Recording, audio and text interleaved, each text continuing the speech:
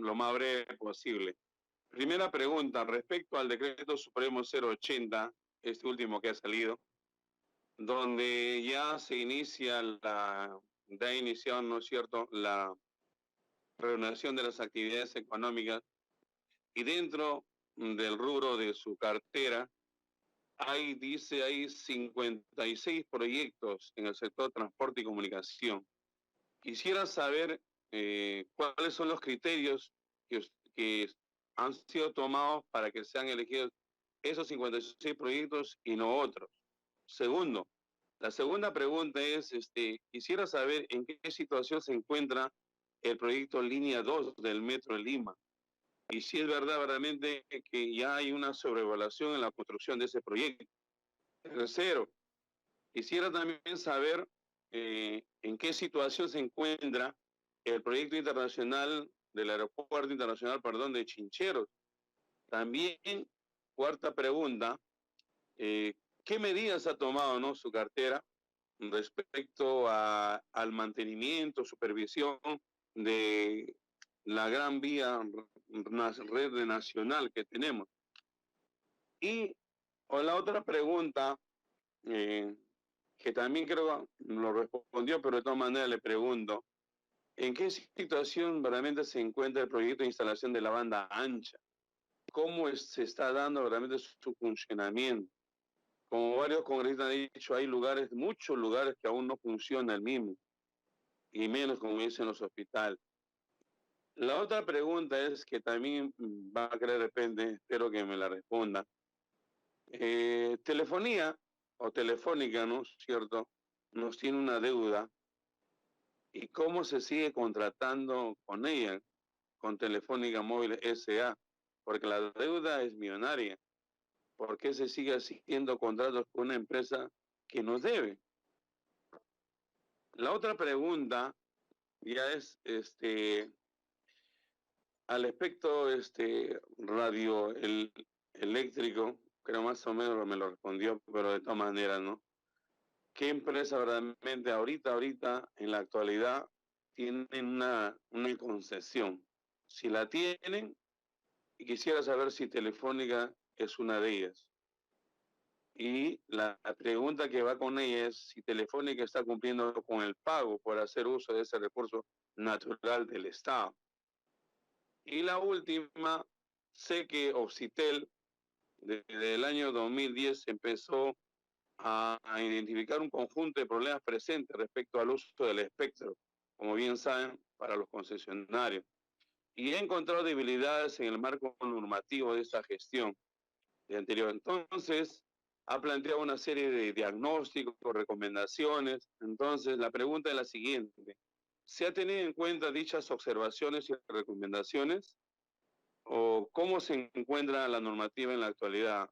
¿Aún se tienen discrepancias, observaciones por parte de Occitel? Eso es todo, señor ministro. Gracias, señor congresista. Señor ministro, usted tiene el uso de la palabra para absolver la consulta. Señor ministro, su audio está apagado. Señor ministro, por favor. Gracias, señor presidente. Yo voy a comentar sobre dos proyectos que ha mencionado el congresista, el Aeropuerto Internacional de Chinchero y la situación del proyecto de la línea 2 del Metro de Lima. Y daría paso luego a la viceministra de Comunicaciones, a efecto de que pueda explicar las consultas del componente de telecomunicaciones. A ver, en cuanto al Aeropuerto Internacional de Chincheros, como es de conocimiento, ya se cuenta con un contrato de gobierno a gobierno, con el gobierno coreano, a través de un esquema de G2G, en el cual comprende dos fases. Este contrato con el gobierno de Corea comprende dos fases. Una es la elaboración de los expedientes técnicos para las obras, y segunda fase es todo lo que es la procura, que se llama todo el proceso de convocatoria y de adjudicación a los contratistas para poder desarrollar las obras. De acuerdo a la línea de tiempo antes del COVID, en junio debería haber terminado, estaba previsto la culminación de los expedientes técnicos y de ahí iniciar los procesos de la procura, que es la convocatoria de las licitaciones internacionales para poder contar con un contratista. Dado la suspensión de las obras y dado, digamos, la suspensión de los trámites administrativos en el marco del Decreto Supremo 044, esto ha corrido un tiempo. Dado que estamos actualmente reiniciando las actividades, se van a reiniciar también las actividades que se quedaron suspendidas en cuanto a la culminación y al seguimiento de los expedientes técnicos. Estimamos que este año definitivamente debemos salir digamos, a través del PMO, que es esta gestión de proyectos, y poder retomar las acciones, culminar con los expedientes técnicos y convocar rápidamente a través del PMO los procesos de convocatoria. Internamente hay unos temas que debemos concluir, hay unos temas que estamos en coordinación con el Ministerio de Cultura a efectos de culminar con unos estudios complementarios. Hay un estudio de impacto patrimonial que fue una recomendación de UNESCO, en las cuales nosotros estamos ya en un proceso también de contratación de esta consultoría a efectos de poder contar con este informe técnico de impacto patrimonial en tres sitios arqueológicos, que es la ciudad del Cusco, los caminos Inca y me parece son tres restos arqueológicos que van a ser evaluados.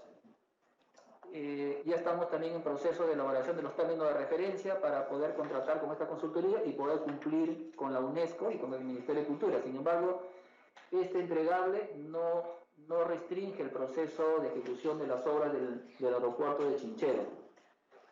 Asimismo, en cuanto al estado situacional de la línea 2 del metro de Lima, el proyecto fue concesionado en el año 2014.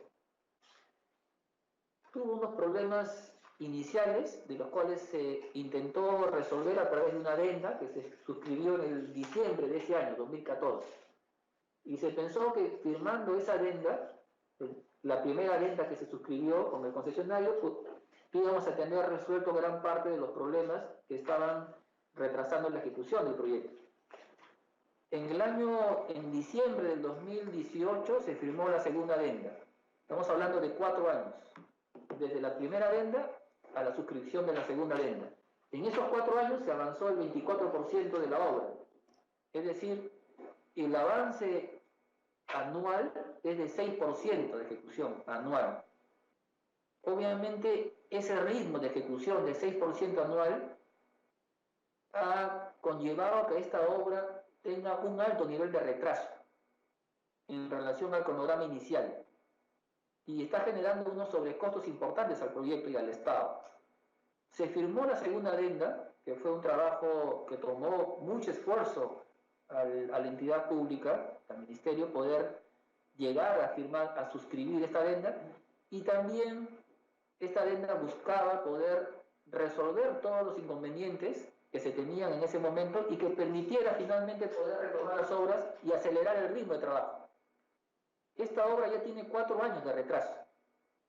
Se suscribió esa adenda, la adenda 2, que fue en diciembre del 2018, y se esperaba que con esta adenda podamos superar rápidamente este nivel de retraso y podamos resolver todos los temas técnicos que se habían presentado entre el concesionario y el concedente.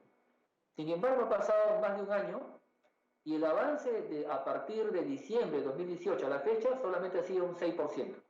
O sea, mantenemos el mismo nivel de avance lento que tiene el proyecto de 6% anual. Se debió a este momento haber abierto más de 11 frentes de trabajo. Sin embargo, tenemos solamente muy pocos frentes de trabajo. Ya debió haber ingresado las tuneladoras a la línea 2, de acuerdo a la programación que se había establecido. Sin embargo, aún todavía no ingresan las tuneladoras, por cuanto todavía no se resuelve un tema técnico del procedimiento constructivo. Y eso nos está tomando demasiado tiempo en poder acelerar las obras, poder atacar el proyecto en muchos frentes y podamos, en cierta manera, revertir el atraso que presenta este proyecto. Yo quiero concluir con una observación. Si este proyecto, tal como está, el status quo, tal como está en este momento, 6% anual, nos tomaríamos 10 años más para poder cumplir, porque actualmente estamos al 30% o 35% de avance. Para llegar al 100% nos tomaría, con un avance del 6% tal como está, necesitamos 10 años para poder concluir este proyecto importante, en el cual esa situación realmente no es recomendable, nos resistimos, digamos, a poder permitir que este proyecto de gran envergadura para la ciudad tenga ese ritmo de avance de obras. Y finalmente, para poder, digamos, atender las consultas del congresista en cuanto a los temas de telecomunicaciones, quisiera dar pase a la viceministra de Comunicaciones, si me permite, señor presidente. Sí, señor ministro, adelante, por favor. Muchas gracias, señor ministro. Muchas gracias, señor presidente, y a través de su intermedio poder responderle al señor congresista. Empecemos, digamos, con el tema de espectro. Respecto a la pregunta si Telefónica del Perú se encuentra pagando por el uso del espectro radioeléctrico que le asigna el Ministerio de Transportes y Comunicaciones, la respuesta es sí. Recordemos que la actual ley de telecomunicaciones establece que 2 años de no pagar el espectro radioeléctrico es causal de reversión, es decir, regresa el espectro, que es definitivamente lo más importante que tenemos en las telecomunicaciones, regresa al Estado. En consecuencia, los pagos son oportunos y de acuerdo a lo que establece el marco normativo. Segundo, respecto a si se siguen las recomendaciones de OCITEL, nosotros respetamos y tenemos muy en cuenta las recomendaciones de OCITEL en materias de su competencia. La ley de telecomunicaciones establece funciones específicas, por un lado al Ministerio de Transportes y Comunicaciones y por el otro lado al organismo supervisor de inversión privada en telecomunicaciones. El OCITEL, por ejemplo, es el competente para el tema de usuarios, el tema de interconexión, en el tema de competencia. Y es en el tema de competencia donde hemos tenido siempre coordinaciones para poder evaluar sus recomendaciones, que algunas son recogidas y otras no, de acuerdo al análisis que se hace del grupo técnico. Todo lo cual está debidamente sustentado en los informes correspondientes. Respecto a ¿cómo se puede contratar con una empresa que tiene deuda con el Estado peruano? Me imagino que nos debemos referir a la deuda tributaria de Telefónica, ¿correcto? Si esto es así, es que definitivamente una empresa tiene deuda, pero está en procedimiento, en impugnación, tanto en sede administrativa como en sede judicial, así que obviamente no está impedida, de acuerdo a la ley de contrataciones y adquisiciones del Estado, para poder dar servicios al Estado peruano. En consecuencia, no podríamos nosotros quebrar la normativa vigente. Respecto al régimen de banda ancha, es importante, acerca de qué es lo que estamos haciendo con relación al espectro, para darle un solo ejemplo, que me parece importante. ¿Qué es lo que estamos haciendo como ministerio? Hemos aprobado el reglamento de arrendamiento de espectro, que da la posibilidad que las empresas se arrienden entre sí el espectro con aprobación previa del ministerio, de tal manera de que pueda hacerse un uso eficiente. Eso se llama expandir los caminos digitales. Hemos aprobado el reglamento de reordenamiento, que es otro potente instrumento que permite que frecuencias que estaban desordenadas, poder ordenadas, como un carril, como si fuera la vía expresa, donde puede ir las comunicaciones, los datos, de una forma mucho más eficiente y que el usuario pueda tener una mejor calidad de servicio. Producto, por ejemplo, de un reordenamiento que terminamos en el 2019, tenemos como resultado, y lo pongo como ejemplo, que las propias empresas de forma voluntaria, devolvieron al Estado 40 MHz a nivel nacional y 30 MHz en Lima, que serán adjudicados mediante concurso público. Adicionalmente, logramos una inversión adicional de $70 millones y que se va a traducir en cobertura 4G en 440 localidades, en su mayoría rurales, aparte de conectividad en 52 estaciones de peaje y pesaje. Todo esto lo pongo como ejemplo de cómo un proceso puede hacerse eficiente para las empresas, porque tienen el camino digital, pues genera bienestar a los consumidores y también le involucra un retorno para el Estado para que pueda usar las frecuencias y pueda tener mayor cobertura. En última, acerca del régimen de banda ancha. Efectivamente, no voy a repetir lo que ya ha dicho el señor ministro respecto a el tema conceptual y el error que tuvo la ley de banda ancha, no error, pero sí efectivamente las circunstancias fueron mucho más, digamos, más rápidas en el mercado. Y lo que nosotros hemos hecho es detectar cuáles fueron los principales problemas que tuvieron los proyectos regionales de banda ancha. Fueron dos. Uno, los terrenos, y dos, la compartición de infraestructura de las empresas eléctricas. Recordemos que estamos hablando de áreas rurales que tienen el problema de la titulación. Entonces, eso fue un problema muy fuerte para todas las empresas que fueron adjudicatarias de esos proyectos, poder tener la titulación de esos terrenos donde se instalaban los nodos. Cosa que ya hemos arreglado a través de un marco normativo que faculta a Pronatel a poder hacer expropiaciones a nombre del Estado y poder establecer un camino directo para las empresas concesionarias. Y el otro fue la compartición de infraestructura eléctrica. Recordemos que las redes de banda ancha se cuelgan en la infraestructura eléctrica, ahí es donde nosotros hemos colgado el cable de fibra óptica.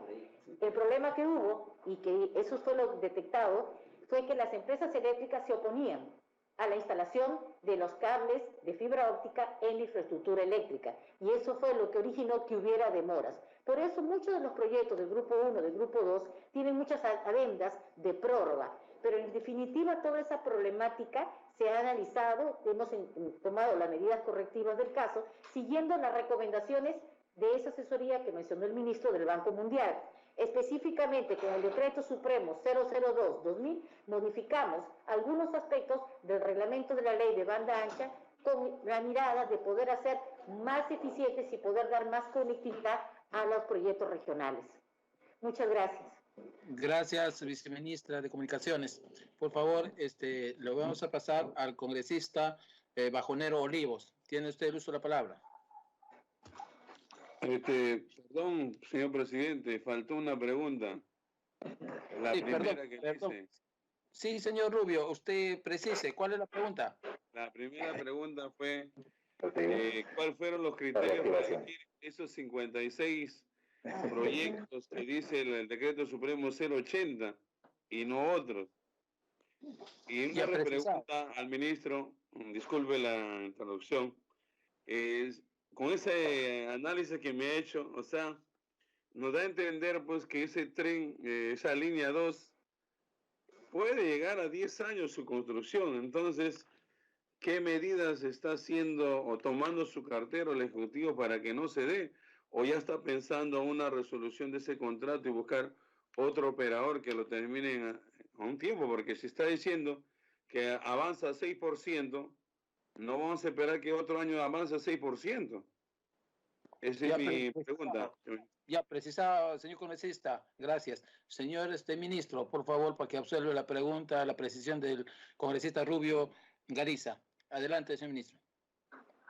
Gracias, presidente. Solamente he querido mostrar la situación actual del proyecto de la línea 2. Necesitamos, obviamente, hacer una modificación a la estrategia, y esto comprende tanto un acuerdo de las partes. Recordemos que este es un contrato de concesión donde para poder hacer un reajuste o digamos un reimpulso al proyecto requieren un acuerdo de las partes. Y estamos agotando ese mecanismo con el concesionario para efecto de poder llegar a un acuerdo de las partes y podamos obviamente revertir el atraso de este importante proyecto para el país. En relación a la pregunta en cuanto a los criterios que se han asumido para esta etapa de la reactivación económica en el sector transporte, que son estos 56 proyectos, principalmente lo que hemos hecho, y como lo expliqué, hemos tratado de fortalecer aquellos corredores donde van a permitir la reactivación de los otros sectores económicos. Como lo mencioné, transportes es una demanda derivada que depende de la reactivación de otros sectores. Por lo tanto, las grandes puertas de entrada al país forman parte de estos grandes corredores estratégicos, donde obviamente el comercio exterior, importaciones, cumple un papel importante en el país. Y además, los puertos y el aeropuerto Jorge Chávez, sumado a estos tres terminales portuarios de Salaberry, Matarani y San Martín en Ica, son proyectos que van a permitir, digamos, la inversión privada, porque estos son proyectos autosostenibles, o sea, no demandan recursos públicos, y lo que vamos a permitir justamente es la inyección de recursos privados al Estado y podamos obviamente retomar todo este golpe económico que ha tenido el país con cara al coronavirus. Y lo que suma a favor de haber identificado estos grandes proyectos es que son proyectos que tienen un alto estándar de seguridad. Son concesiones a 25 años, tienen espalda financiera para poder cumplir no solamente los protocolos que ha impartido o que exige el Ministerio de Salud, sino que además ellos van más allá, tienen un alto estándar de salubridad. Y además son proyectos focalizados. Por ejemplo, la línea, el aeropuerto Jorge Chávez. El aeropuerto Jorge Chávez tiene, el área de trabajo son 9, casi 10 millones de hectáreas. 10 millones de hectáreas es más o menos todo el área de Miraflores. Y solamente se van a activar algunos frentes de trabajo. Se pensaba en un escenario normal tener aproximadamente 3.000 trabajadores. Ese era el plan de trabajo antes del COVID, era 3.000 trabajadores en una cantidad importante de frentes de trabajo. Lo que hemos retomado con cara a esta reactivación es solamente vamos a abrir 11 frentes, en lo cual solamente tendríamos 300 trabajadores trabajando distribuido en 10 millones de hectáreas. Por lo tanto, el objetivo de tener y evitar la aglomeración de trabajadores obviamente se queda superado, controlado. Vamos a tener todo el mecanismo de control sanitario, digamos, estas empresas internacionales han contratado no solamente a una empresa que les asesore en elaborar los protocolos, sino que van a contratar planes de salud para poder, digamos, acompañar en toda esta fase de ejecución de las obras.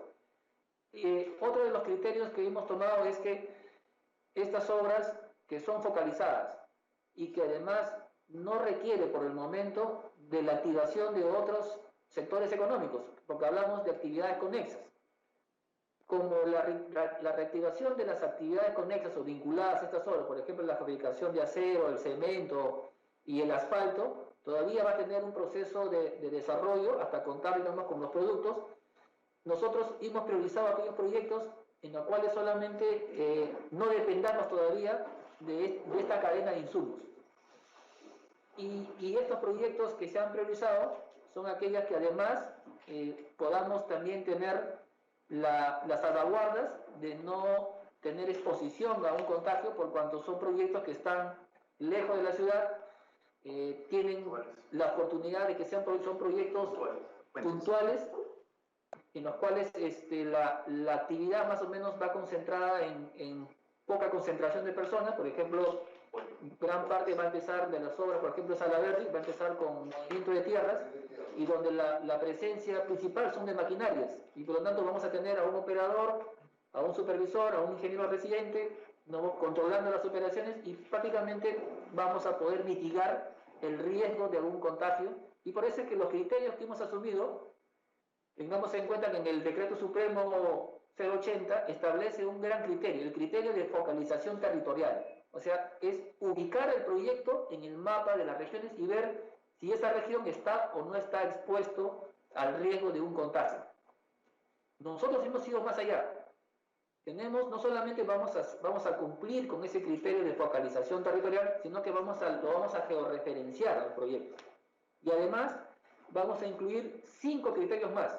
El criterio de un plan en el cual van a tener que presentar los frentes de trabajo a cada contratista, va a tener que presentar la relación de los subcontratistas, la obligación de cumplir también los protocolos de salubridad de estos subcontratistas.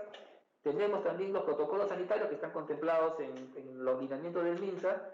Hay un criterio en el cual se va a tener que comprometer las empresas a contar con todos los equipos de protección personal para poder salvaguardar la salud y la integridad de las personas.